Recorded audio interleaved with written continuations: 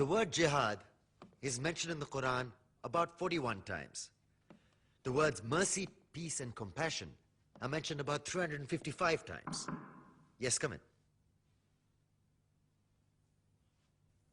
Come on in, Riaz. Sit down, please.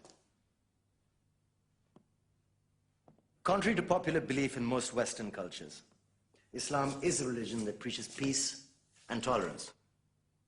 Yes, Patricia.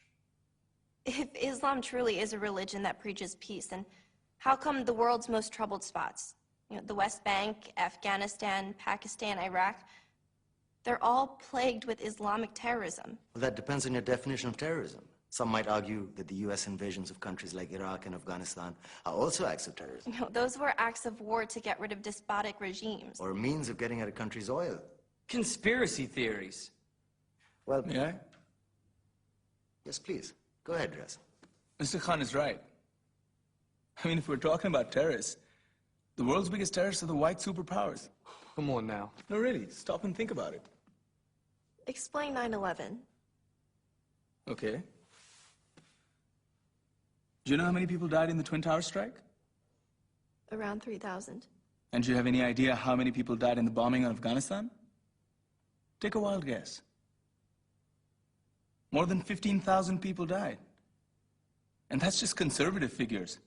About 50,000 tons of explosives were dropped on innocent civilians. Men, women, children. Yeah, but that was because of the Taliban. Now that you brought it up, did you know that the Taliban was a creation of the CIA to fight the Russians? Whatever. They were still harboring terrorists. Yeah, right. Terrorists that were never found. Just like the weapons of mass destruction that were never found in Iraq. Do you want to get into the death toll in Iraq? 500,000 civilians and counting. And what do Britain and America say when they don't find these weapons? It's simple. They just say sorry. And still refuse to relinquish control of these countries. What are you trying to say? What I'm trying to say is that just because you're American, wear a fancy suit, and call yourself the president, doesn't make you any less of a terrorist. I'm saying that if you don't stop meddling in other people's countries, you will face a backlash. If Muslims like you feel that way, then why don't you get out of our country? We will. As soon as you promise to leave ours.